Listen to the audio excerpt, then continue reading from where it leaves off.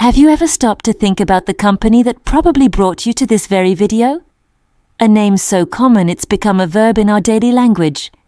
Just Google it, we say. But where did this digital giant come from? How did a university project between two students transform into one of the most powerful and influential companies in human history? Today, we're diving deep into the fascinating story of Google, from a cluttered garage in Menlo Park to a global empire that shapes how we access information, communicate, and live our lives. This is the history of Google. It all began in 1995 on the campus of Stanford University. That's where two PhD students, Larry Page and Sergey Brin, crossed paths. Now they didn't hit it off immediately. Reports say they found each other obnoxious at first. But they soon found common ground in their fascination with the emerging World Wide Web and the problem of finding relevant information within its chaotic, sprawling landscape. At the time, existing search engines ranked results mostly by counting how many times a search term appeared on a page. It was a simple but often ineffective method. Larry and Sergey had a revolutionary idea. They envisioned a system that ranked a web page's importance by the number of other pages linking to it, and the importance of those linking pages. They called this algorithm PageRank. Think of it like a popularity contest where each link is a vote.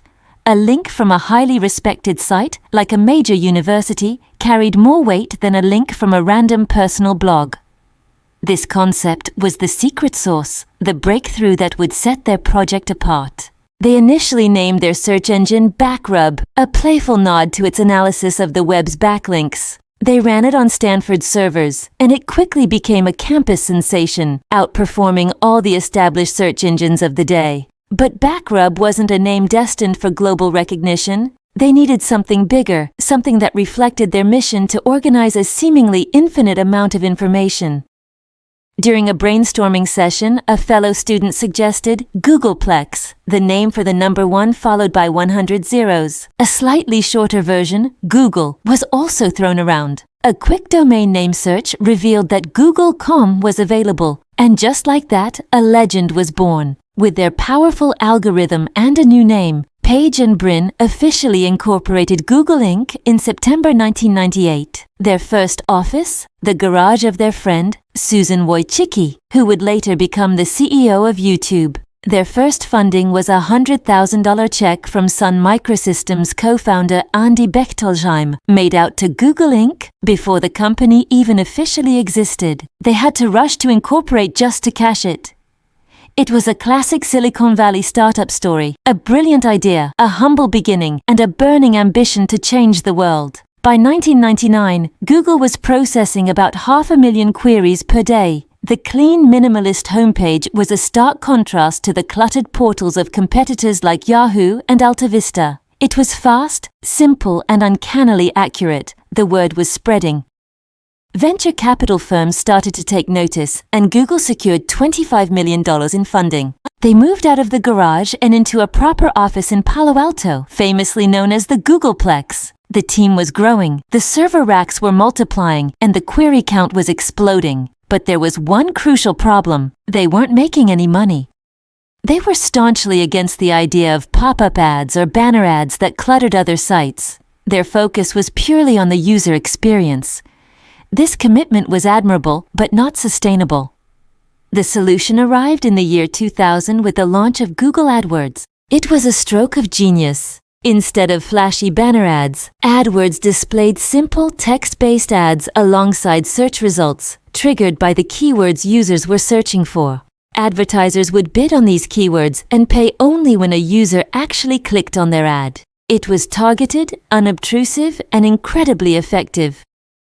AdWords became Google's golden goose, providing a massive revenue stream that would fuel its meteoric rise for decades to come. With a powerful search engine and a profitable business model, Google was ready for the next level. On August 19, 2004, Google went public with one of the most anticipated IPOs in history. Instead of a traditional offering, they used a unique Dutch auction method to sell shares, aiming to make them accessible to individual investors. The IPO raised $1.67 billion and made its founders, Page and Brin, instant billionaires.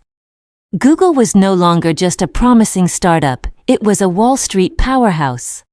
The post-IPO era was a period of explosive growth and relentless innovation. Google's philosophy was to encourage its engineers to spend 20% of their time on personal projects, a policy that gave birth to some of its most iconic products. In 2004, they launched Gmail, offering an unheard-of 1 gigabyte of free storage, completely dwarfing the few megabytes offered by competitors. In 2005, came Google Maps and Google Earth, transforming how we navigate our world. Then, in 2006, Google made one of its most transformative acquisitions.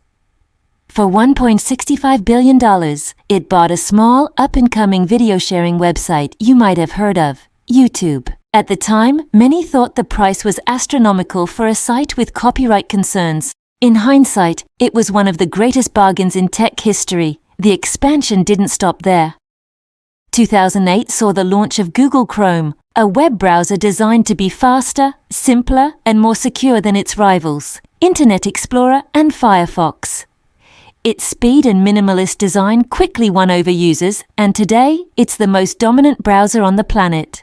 But Google's biggest bet was yet to come. Recognizing that the future was mobile, Google acquired a small startup called Android Inc. in 2005. They developed it into a full-fledged mobile operating system, and in 2008, the first Android phone, the T-Mobile G1, was released. By offering Android as an open-source platform for free to manufacturers, Google created a powerful ecosystem to rival Apple's iOS, eventually becoming the most popular mobile OS in the world. By the 2010s, Google was more than just a search engine. It was an ecosystem of interconnected products and services deeply embedded in our digital lives. From Google Drive for cloud storage to Google Docs for productivity, the company was expanding its empire into every corner of the internet. But Larry Page and Sergey Brin had even grander ambitions. They were interested in moonshot projects, ambitious long-term ventures that could solve some of the world's biggest problems, from self-driving cars to extending human lifespan. This led to a major corporate restructuring in 2015. Google created a new parent company called Alphabet Inc. The idea was to make the core Google business, the one focused on internet products, cleaner and more accountable, while allowing other, more experimental ventures to operate independently under the Alphabet umbrella.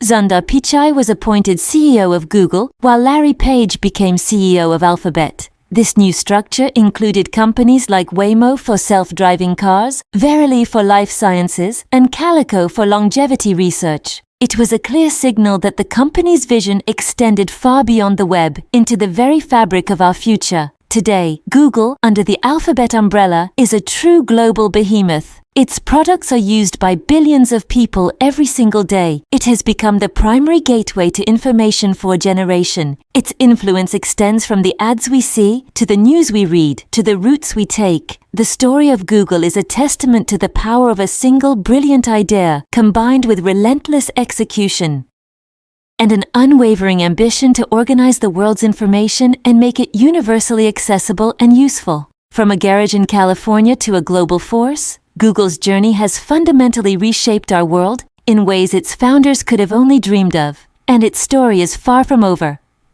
Thank you so much for watching. What Google product do you use the most? Let us know in the comments below.